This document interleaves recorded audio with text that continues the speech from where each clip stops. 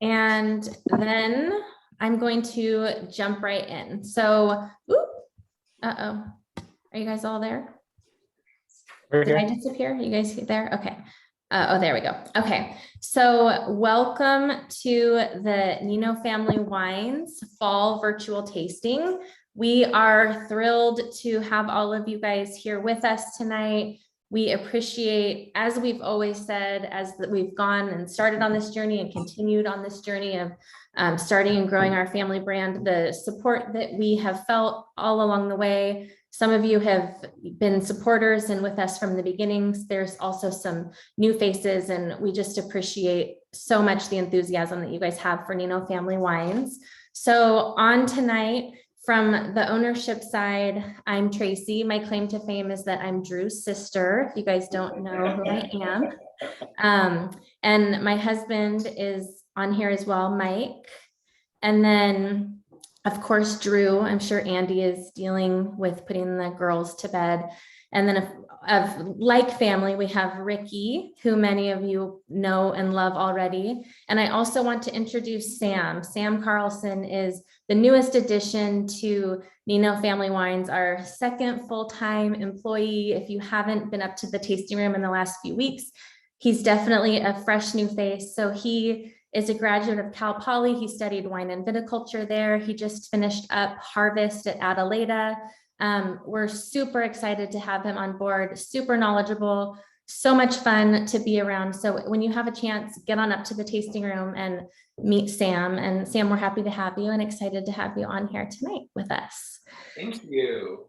So what we're going to go over tonight, if you've been on a virtual tasting with us before, it's pretty straightforward. It gives Drew an opportunity to give everybody an update on the winemaking side of things, how Harvest went this year in 2021, walking through some of the wines that I just hearing what everybody's drinking. I can tell there's kind of, some people are throwing it back to the OG Bien Nacido. We have some, Ricky with the rosé. We're enjoying the 99 Steps. There's a lot there, but Drew's going to talk about the wines that came in your fall shipment, and then share a little bit about what's on the horizon for Nino Family Wines. We have a lot of exciting things happening for the brand, lots of movement, and we're here just to answer your questions and give you some insights into who we are, Drew's winemaking philosophy, so you can really, as you're enjoying the wines, you can understand them a little bit more.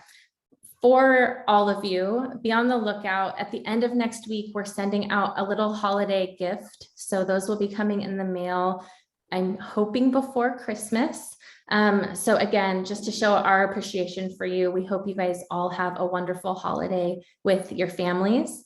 And before I forget, if you're on social media, we'd love for you to tag us at Nino Family Wines anytime you're enjoying the wines, maybe even tonight.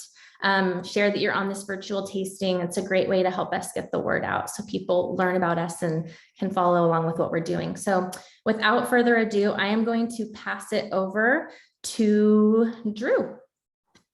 Awesome. Thanks, Trace. So I can't remember how many times we've done this. I mean, this is our fourth club shipment that we've done. So it stands to reason that it's probably the fourth time we've gone through and done this Zoom virtual tasting to go through the wines. I apologize for the lighting out here. String lighting is only so good, but our house is like a little fishbowl that you'd be hearing the wrestling match that is going on inside right now with the kids being put to sleep. So trust me, it's better for everybody that I'm out here. But to piggyback off of what Tracy said, we're so thankful, all of us, Ricky, Sam, Tracy, Mike, Andy. We're so thankful for the support and the love that everybody has shown towards us. This is not your normal small business.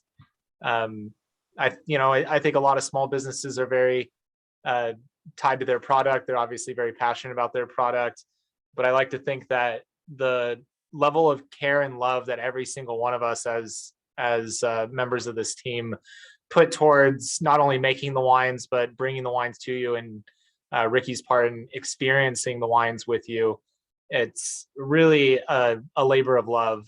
And for me personally, making wine and working in this industry is something that I've wanted to do since I was 12 years old. So something like this and having our own wine label, the fact that that came to fruition, and the fact that I get to talk to everybody about these wines that we get to make, and the fact that our wine club has grown to nearly 400 strong in a year and a half, a little over a year and a half of existence. It's so humbling, and we're so grateful for all of it. I just wanted to make sure to piggyback on what Tracy said about that, because we feel it. It's so personal in so many ways. So I'm really looking forward to talking about these new releases.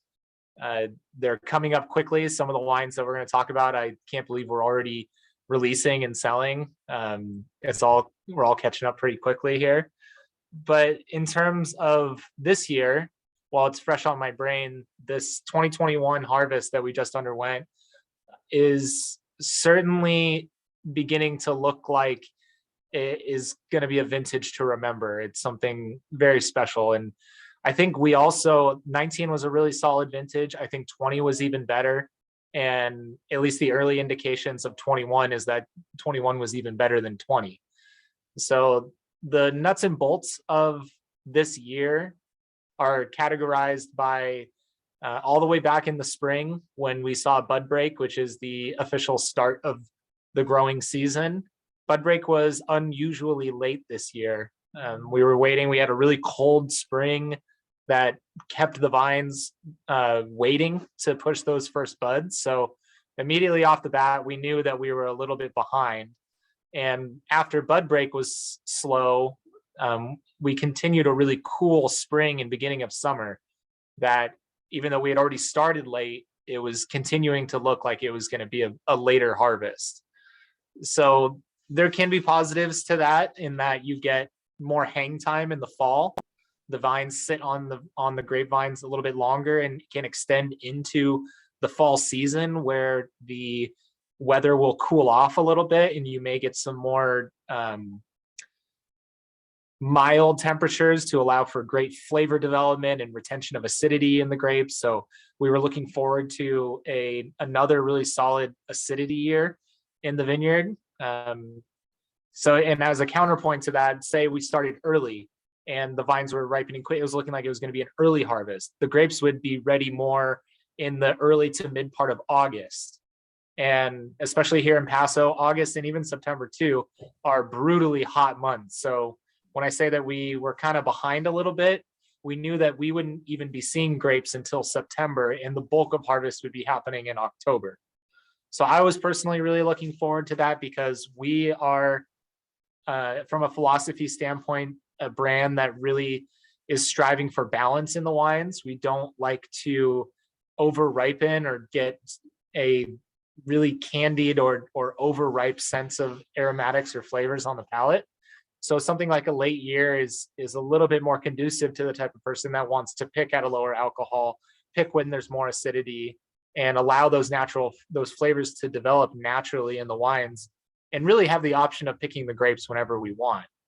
So we were very, very excited. We were looking forward to the harvest season.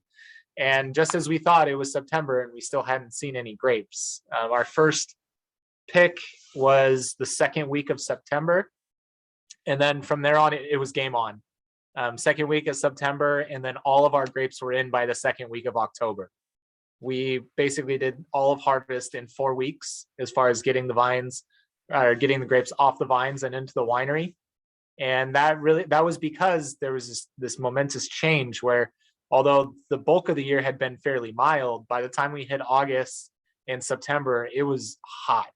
It was really warm all the time. And what that caused was the grapes all wanted to ripen at once. Typically you have this long window. You can wait for the grapes to kind of progress through, but it very much felt like, oh, this is ready. Oh, now that's ready. And as soon as we had gotten some stuff into the winery, it's like, oh, now these are ready. And it was a little bit of a gut punch at times, but between the last 3 seasons, it's been the opposite. It's been very elongated, very drawn out seasons. And now to have one that was a little quick and just get it in and get it done, I actually appreciated that, because here we are in December now. All of the wines are pressed off and happily in barrel.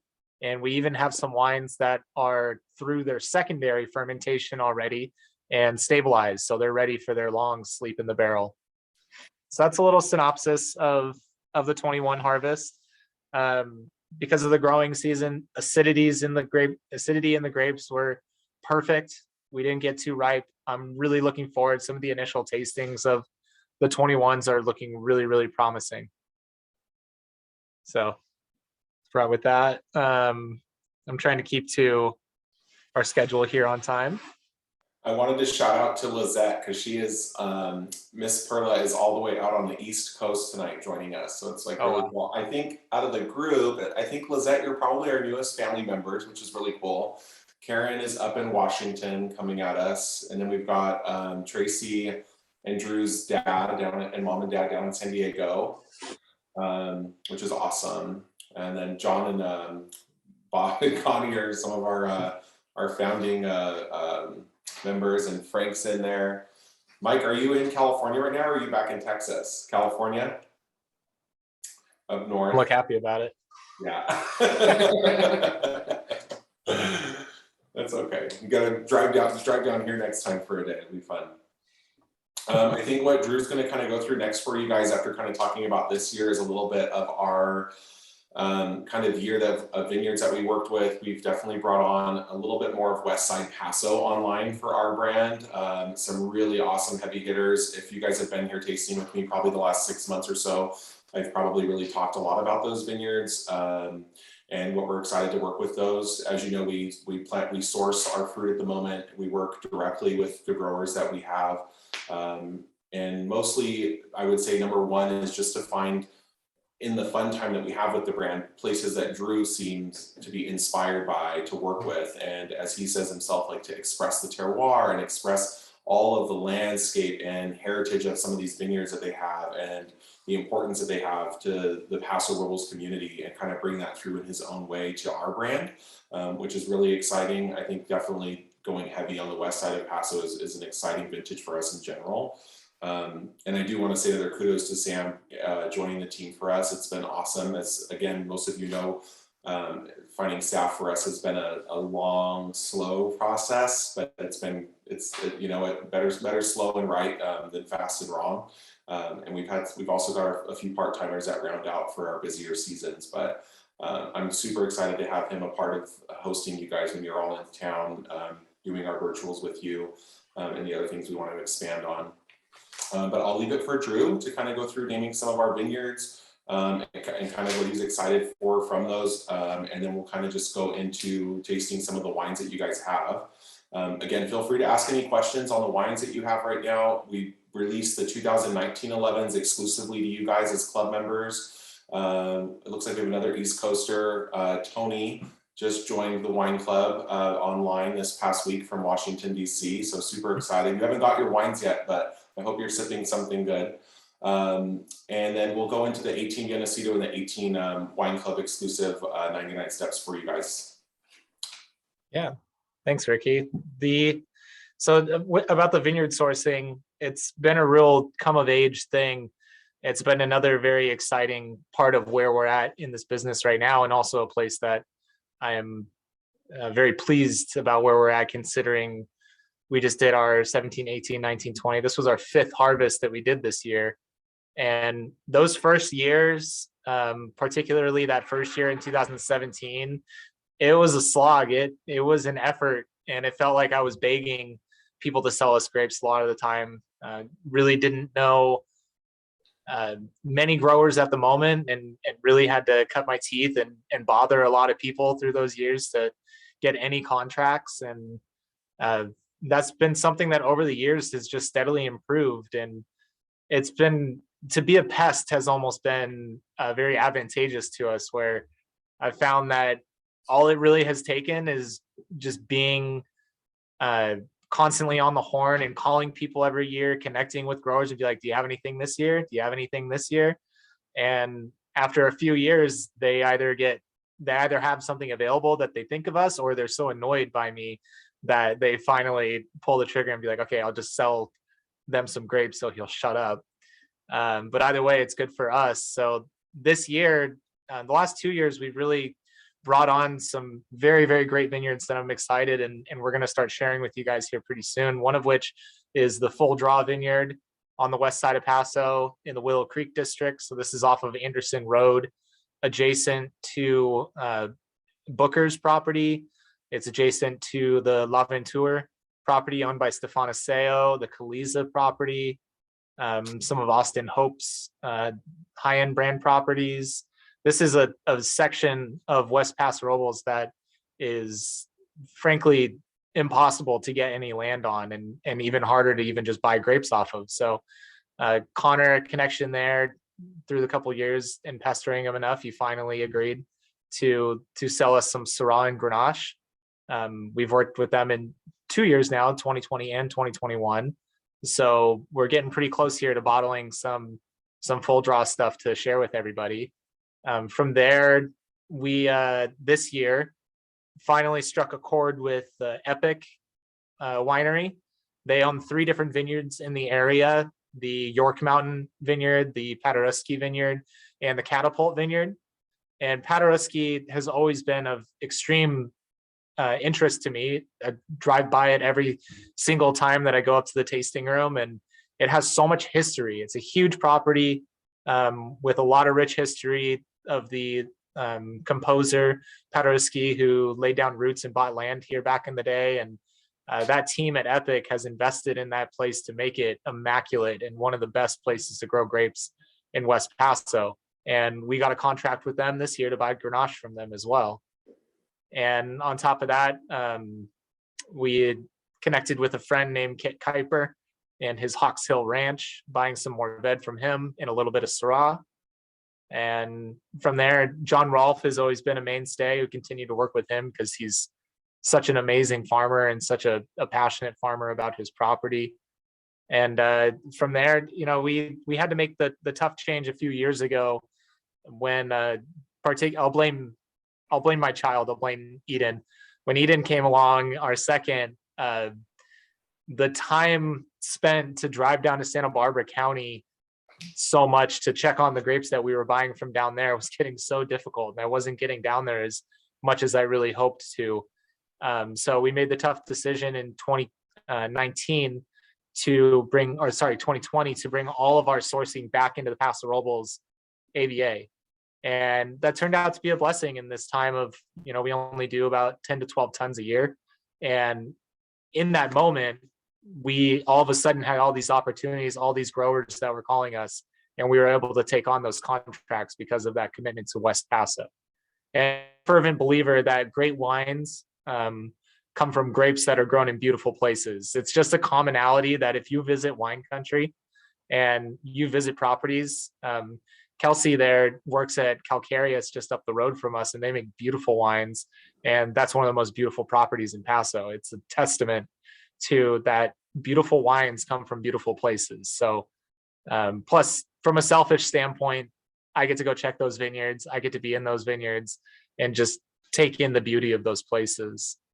And then another kind of curveball, which goes completely against what I just said about being in West Paso. But this year, for the Tightrope Viognier, I had a friend of mine that took a job down in the Santa Rita Hills, which is in the northwest portion, cool climate of Santa Barbara County. And they have this tiny little Viognier block in this vineyard called Sanford and Benedict, very historic vineyard in the Santa Rita Hills. Pretty much all Chardonnay and Pinot Noir in that vineyard, except for this one tiny block of Viognier. And he set aside a few rows of Viognier for us out of there, which I'm really excited. It's Santa Rita Hills is unlike any other growing region in California. And I think the Viognier there is just, it's gonna be perfect tightrope for how we like to make it, which is just that laser beam of acidity, minerality, and just full of really, really fresh flavors. So looking forward to all the new growers that we're working with, and we're probably gonna have some more new ones to talk about next year too. Awesome. Yeah. I'm getting a couple direct messages from you guys. I will definitely answer those. My laptop is like away from us a bit just for viewing, but I will respond to those.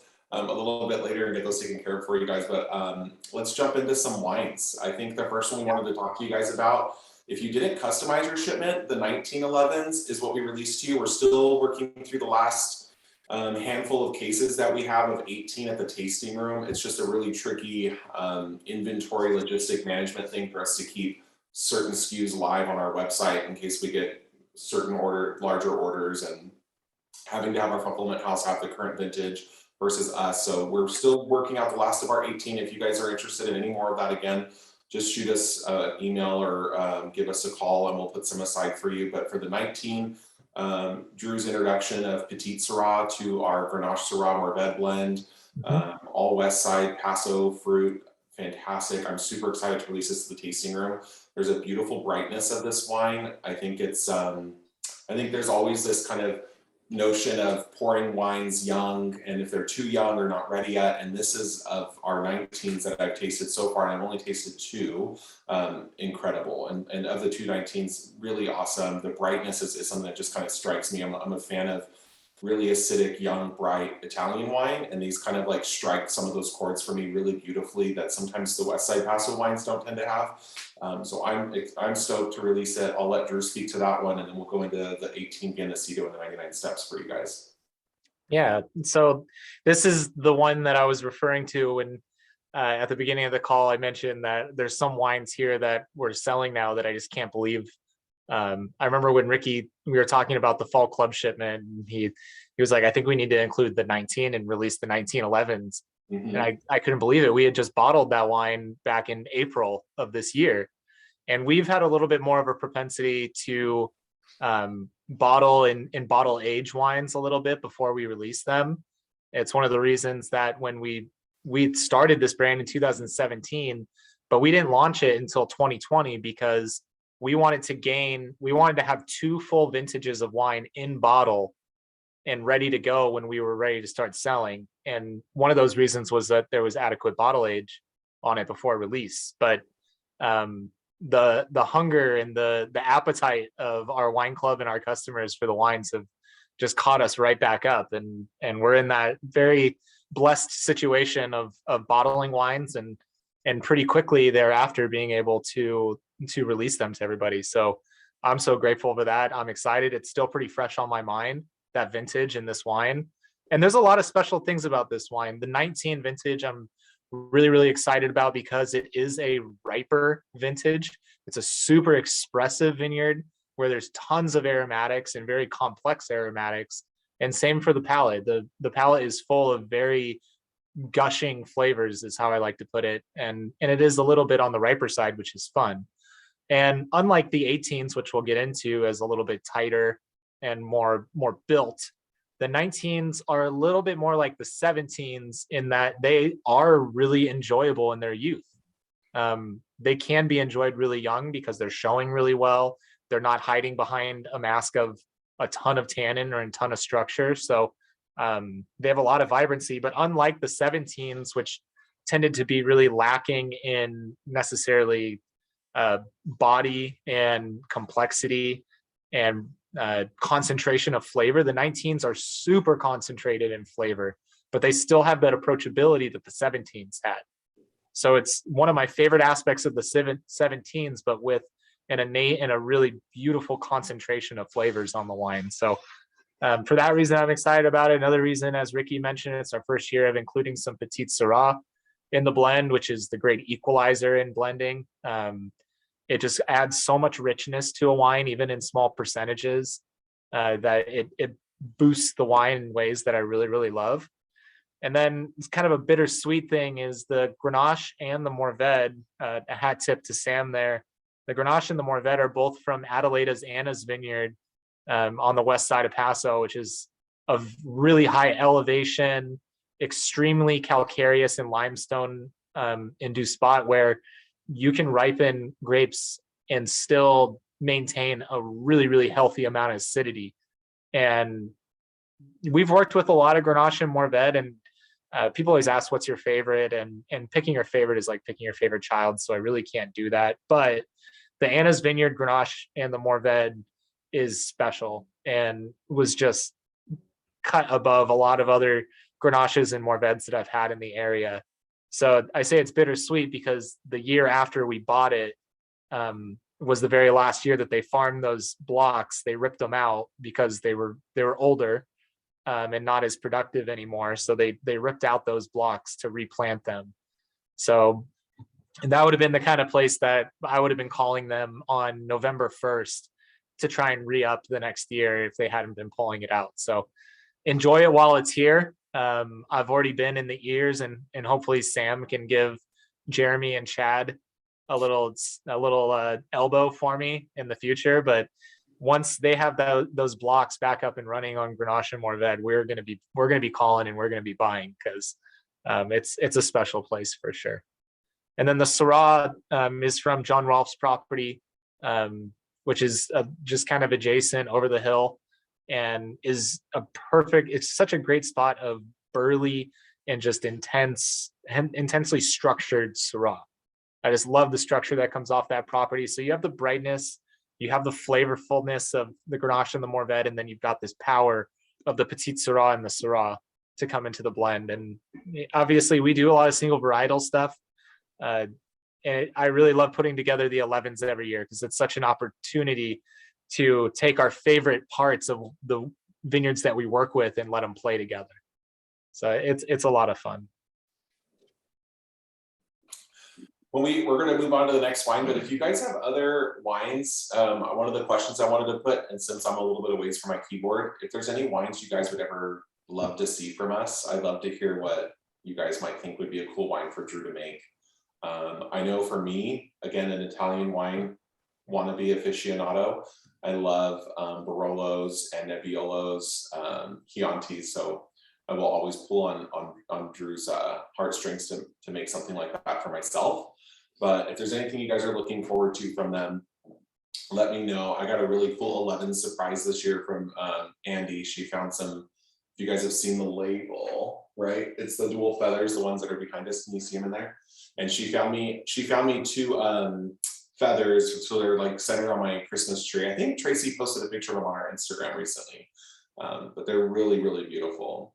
Biennacido, we just released to you guys for the fall shipment, and incredibly just like blowing through it. I mean, I think it was a really cool return. I think we were out of it for about 6 months, from 17 to 18 this year. We ran out in the mid-spring, and then we dropped the 18 to you guys directly in October, and we're kind of just incredibly moving through it really quickly.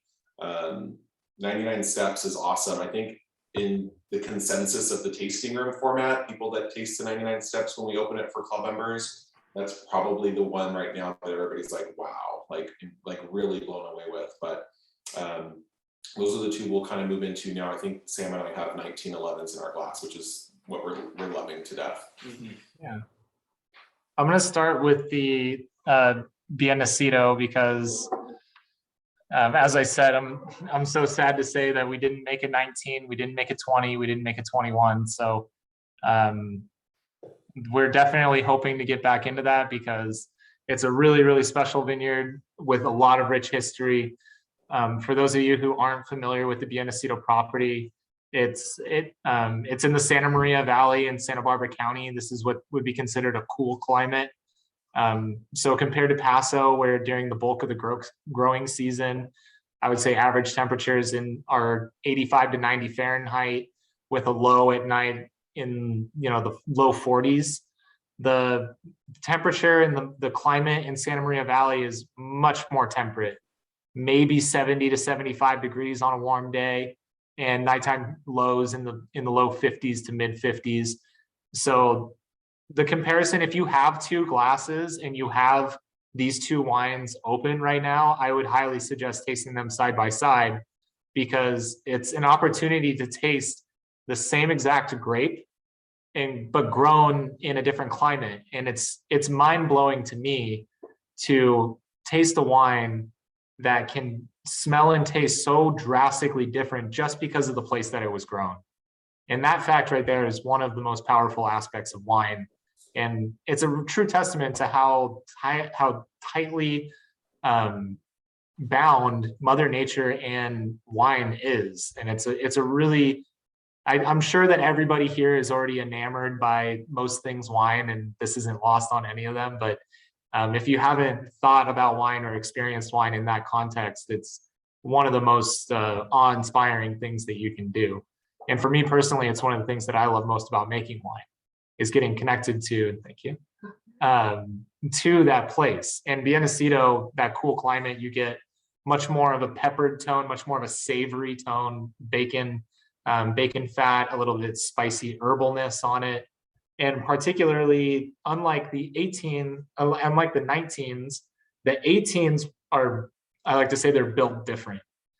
They're super high in acid because it was a very cool, temperate year.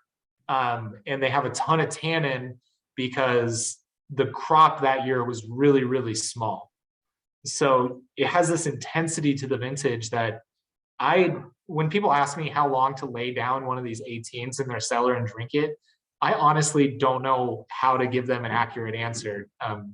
20 years, 30 years, it could be one of those vintages that people open, 80, 90 years from now, and it still has freshness to it, because we will open a bottle of 18. I'll try and this was the hardest vintage to do tasting notes on, because I would open a bottle and it would be so tightly wound, and waiting for it to express a little bit more aromatics and a little bit more flavor, and be like, okay, I'm going to come back to that tomorrow. We'll let it breathe for a day, expecting it to be all open the next day, and it's just as tight the next day. So it's a really interesting example of what wine can be in a very cool, cold climate, which is very, very interesting to me. And again, they can age forever.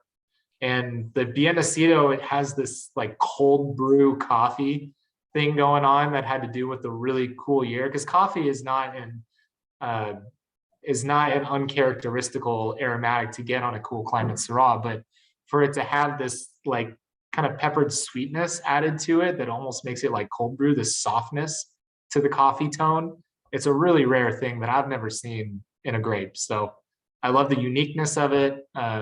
I'm sad that when this is gone, it's going to be gone for a little while. So this is definitely an opportunity to say to all of our club members that we would much prefer you stock your shelves with this and hold on to it. And you guys are the ones that get it before it's gone. Drew, what's a pairing suggestion? So one of the questions from John was maybe some suggestions for these wines. Maybe first the 1911s, and then catch up to the Bienacido, and then when you talk about the 99 steps, that would be cool for them. Yeah, the 11s is a very, very versatile wine in terms of pairings.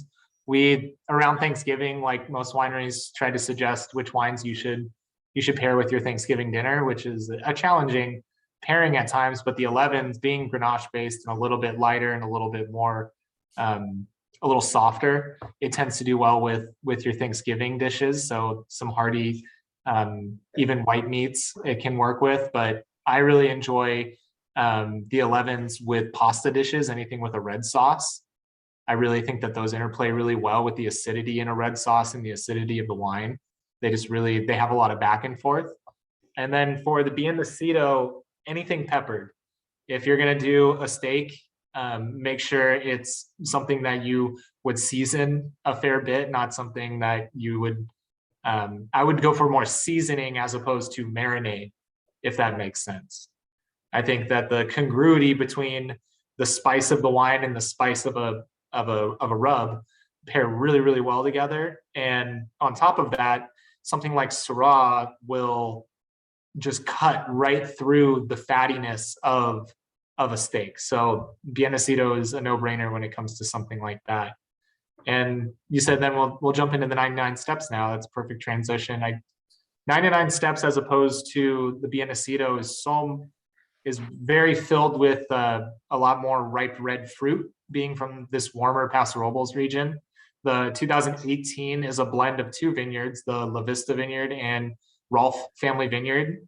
These two sites literally share a fence line, so they might as well have come from the same property. They're in the deep West Adelaida district. And just like I kind of talked about the Rolfe family and the power and the girth that wine can bring, especially in a year like 18, it was a really fun year to see Syrah and Paso on a cool year because it had that ripeness, it had that concentration of flavor, but with a burly backbone of structure and tannin. Is in terms, I've actually really struggled and put a lot of effort into thinking about what you would pair the 99 step, this particular 99 steps with. And I struggle with it, to be honest, because in this stage of its life, just like I mentioned, it tends to show a little bit of tightness. So I have a couple, but none that I'm like so adamant on. I'd be a little bit curious to see as if anybody has it open right now, is there anything that you would want to pair this wine with? Anybody else? Bueller? We're drinking it and my father-in-law just said, any food, I'm starving. So we've got AKA, shut up, Drew. It tastes really good. Wonderful. It's wonderful. Frank, what is your go-to 100% Tannat that you would love to see us produce to combat? You're muted. We did a tasting. We did the Allegretto. What year was that one? I don't know. We did an Allegretto 100% Tannat against a Tobin James 100% Tannat blind tasting. And hands down, the Tobin James won. Oh, good. Yeah, it was 100% win for them. So that I just don't remember the year, I don't remember. but that was one of the best Tannats I've had. Tannat is Spanish, Portuguese. What is that one, Drew? It's a Portuguese grape. Portuguese, right? Yeah. Okay. Yeah. Something. It's a fun, very peculiar grape in that it's a beast of a wine. It doesn't matter the vintage; it'll always carry a lot of tannin. It's almost like Nebbiolo's dark cousin or something like that. The structure of it is very similar to Nebbiolo, but with Nebbiolo, you look at it and it's like that should not have the kind of structure that it does. But with Tannat, you look at it and you taste it like, yeah, that's about right. It's a really fun blending. Yeah, Lillian loves the Nebbiolo.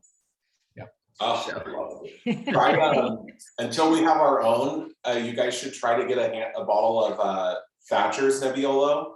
Incredible. I just had I think in their cellar, don't tell them you heard it from me, they have 2015s available.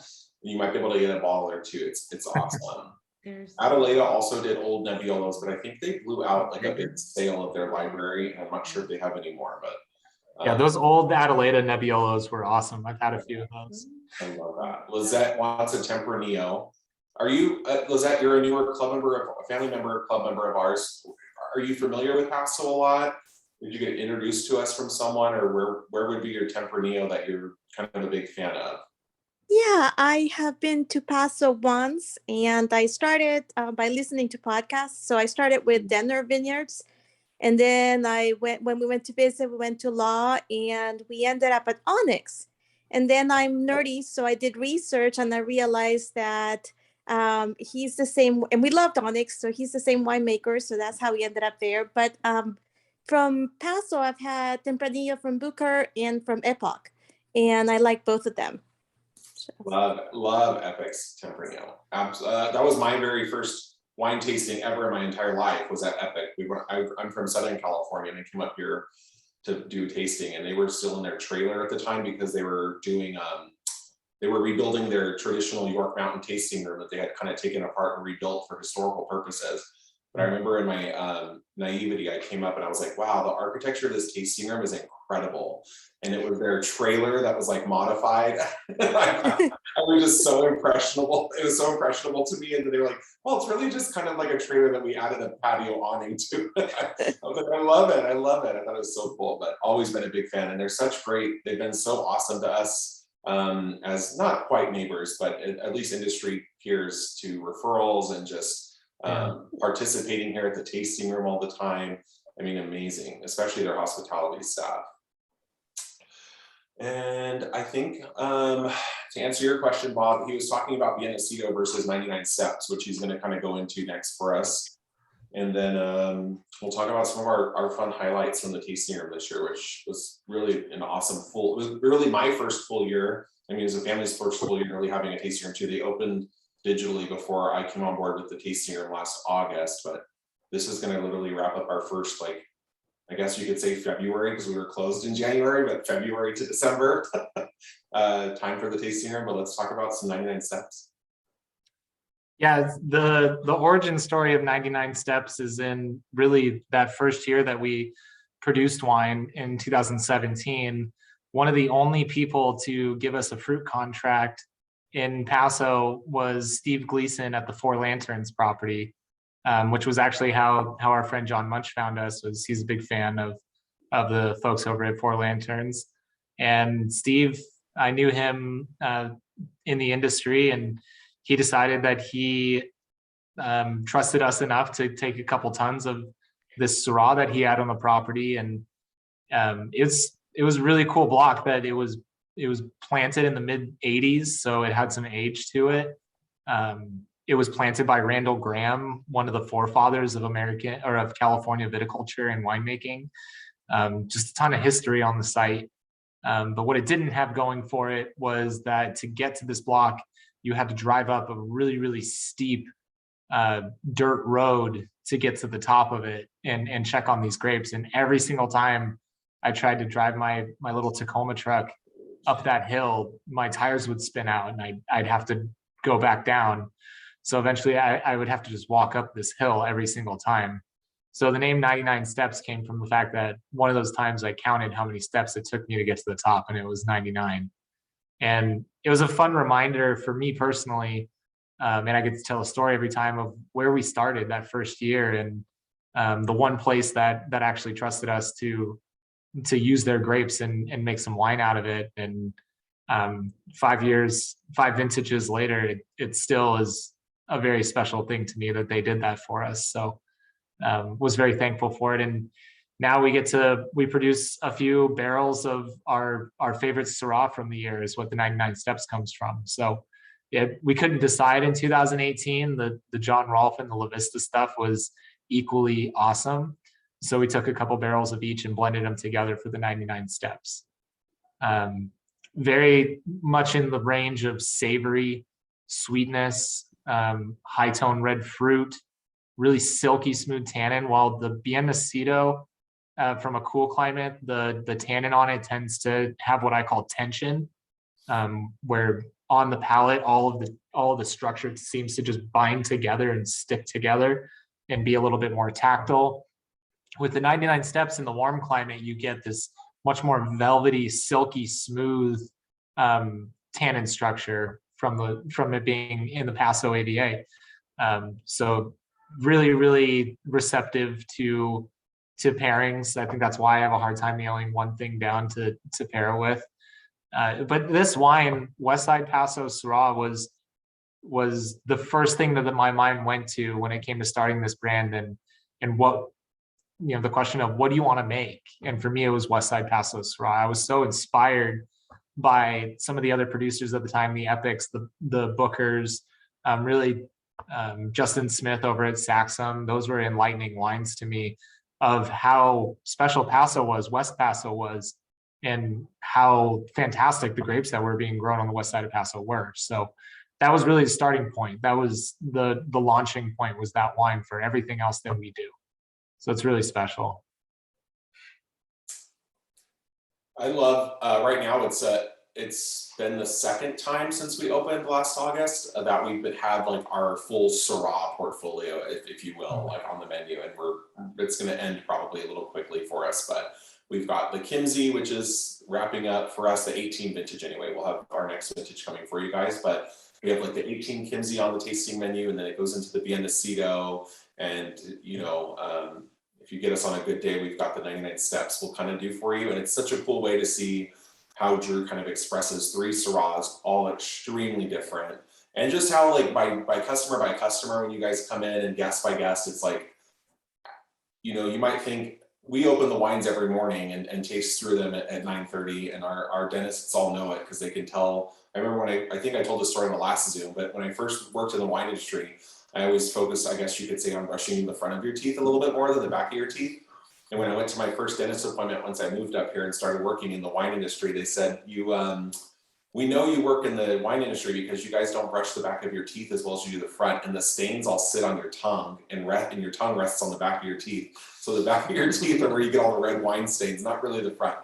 And so we do taste the wines every morning, and you always pick your favorite bottle. It's kind of a thing when you go through them. It's like, oh, this is opening up so beautifully, or this bottle poured so awesome. Like it's ready to rock.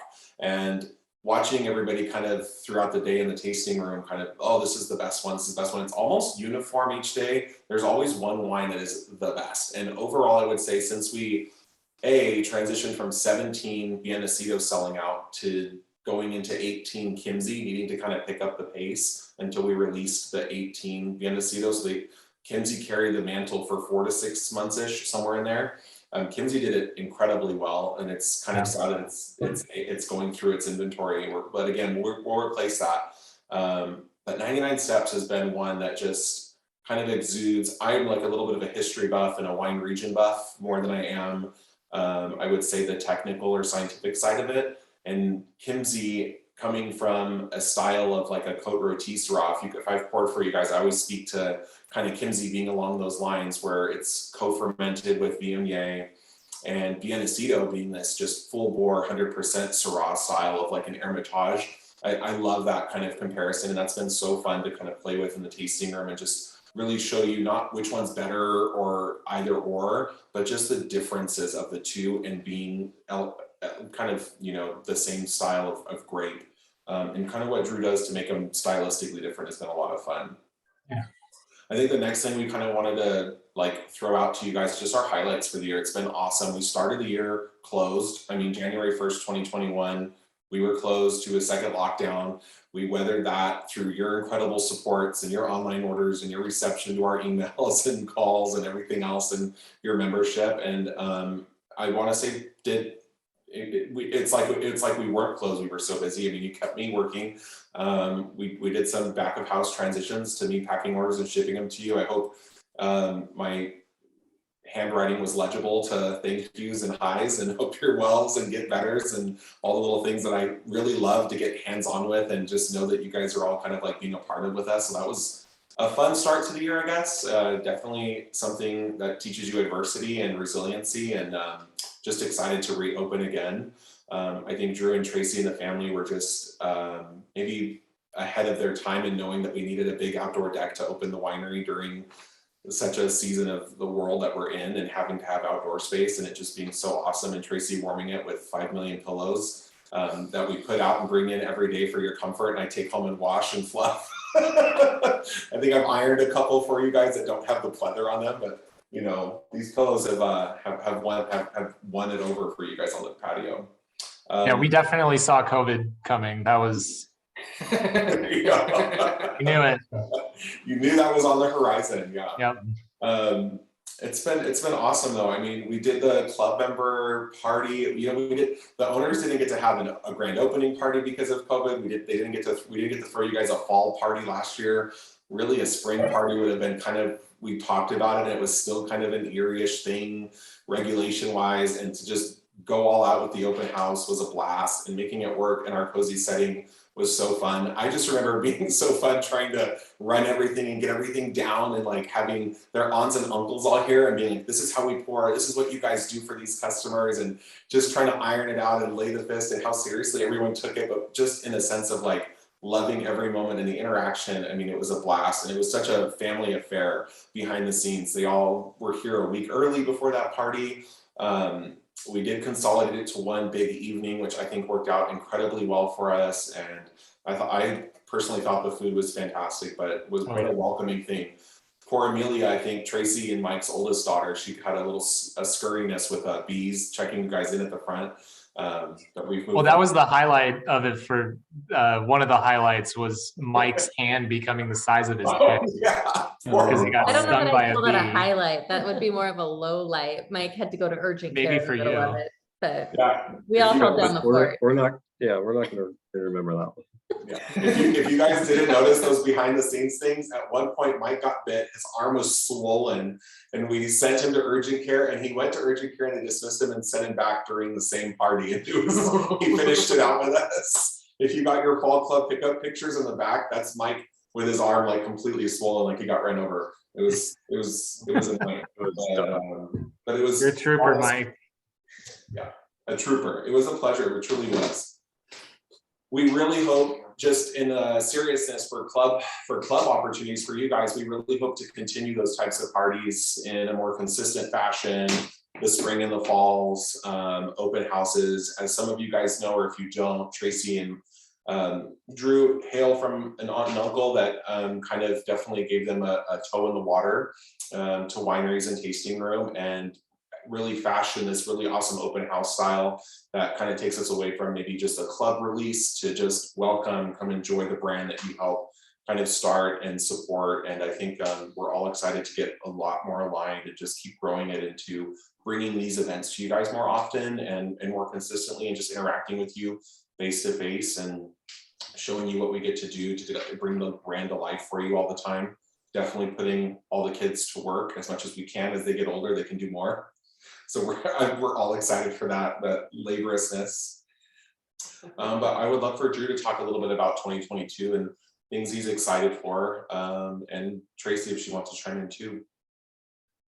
Yeah, as I mentioned before, this group of club members that we have in the club as a whole have an appetite for wine. And I think we definitely, in some respects, didn't quite anticipate the reception that we've gotten from the wines. I mean, we knew we were getting good fruit sourcing, so we knew the wines were going to be good. But it's one thing to make good wine, it's another thing to sell it and have people be receptive to it. And we've just been blown away by the response to the wines. And for that reason, looking at how things are trending and everything, we have to make more wine to make people, to satisfy the number of people that are wanting in. So the current club that we're doing is starting to reach an end. Those days are numbered for the current Gen 2 club, as we call it. So that's an exciting moment that, again, never would have dreamed that we would have filled a founders club and a second generation club in this time. The continued growth of working with new growers. I've already been in talks with all of the same growers that I just talked to about re-upping, and they've already confirmed that they've got us on the books. And in addition, I've been in talks with Bien Nacido again and getting back down there. And things are looking promising there, which is really great because I've been waiting for the opportunity to do that. So a lot of new exciting things in terms of the ability to broaden our horizons and what we make and what we do and who we work with, which is really exciting. And who knows, 2022, there's a lot of moving parts to it in terms of where we're going to be 6 months from now and what that's going to look like. So we're excited for it. And what we do know is that when you do come to town in the summer and the spring and the summer, you're going to be blown away by what we're doing. I do know that. Awesome. Yeah. Well, Thank you. I personally am going to be here manning the tasting room through the rest of the holiday season. I know we're wrapping up on our hour. We want to mind that for you guys, but I'm going to be in Paso for the last week of the year. And then we'll see what the new year brings as far as what everybody's doing. I think Tracy and Mike are coming in from Texas with their kids, and they're going to be joining up with Drew and Andy. I'll be taking off to Montana next week for a ski trip, and I'm going to throw the reins on little newbie Sam over here. Hopefully he gets better response times to your guys' emails than I do, but everything else I think is awesome for tasting room wise. We did open with Sam being on full time with me. We have twice as many reservation slots, which is really cool for us. And anytime if you guys are ever in town or have friends in town that you don't see something on our reservation site, give us a call, shoot us an email. We accommodate as much as we can. Just for the simple fact of organization, it's probably to like the hours and half hours on our website, but it's been great so far. Yeah, Sam definitely talks way too much. You should see him at the tasting room. Chatty Cathy, that's what they call me. I'm learning from Ricky though, so I blame him. I almost have to take 2 wines with me outside in Sam's shadows, like when he was learning, because between the two of us, nobody ever leaves the table because we both talk too much. That's a good thing. I would rather it be that way than the other way for sure. Well, I do want to, in terms of exciting things coming up, there's going to be some really fun new releases this next year that you should definitely, I'm not going to give anything away now because they're too good to give it away now. But part of that and somewhat of a prelude to it is someone behind the scenes who people don't typically see because she likes to be over there.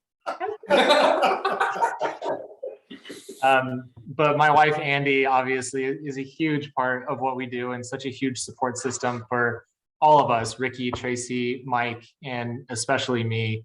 And it's hard for me to put into words how grateful I am for a partner in Andy, because I don't know that anybody could be as supportive of their spouse in the way that she is supportive of me and in all my dreams and my goals and belief in this brand and everything that we're doing. So, there's always, I think a lot of organizations and a lot of efforts always have that person that is driving things and keeping everybody else's chin up, keeping everybody else positive and moving and supported.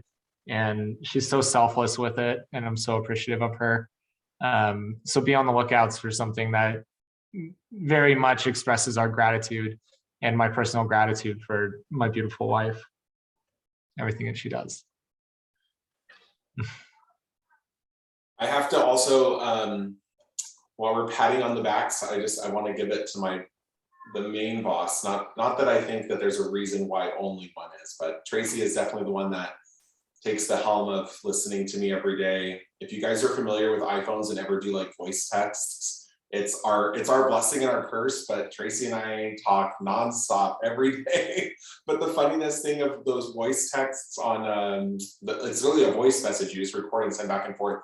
She introduced me to them, but the blessing is that you don't have to type 4 paragraphs, but it goes away in 2 minutes. It deletes in 2 minutes if you don't save it. And we learned that pretty quickly. So now we go kind of back and forth with that. But Tracy has really just kind of grabbed the trident, if you will, and spearheaded helping me so much. Like Drew said, our club has just grown astronomically, really quickly. And I'm someone who never wants to say that I need help. And I think Tracy kind of sniffs that really quickly for me and jumped in. And emails coming out. I think maybe, if anything, email response times are probably lagging for me, but we're getting there. Sam's going to get there with us.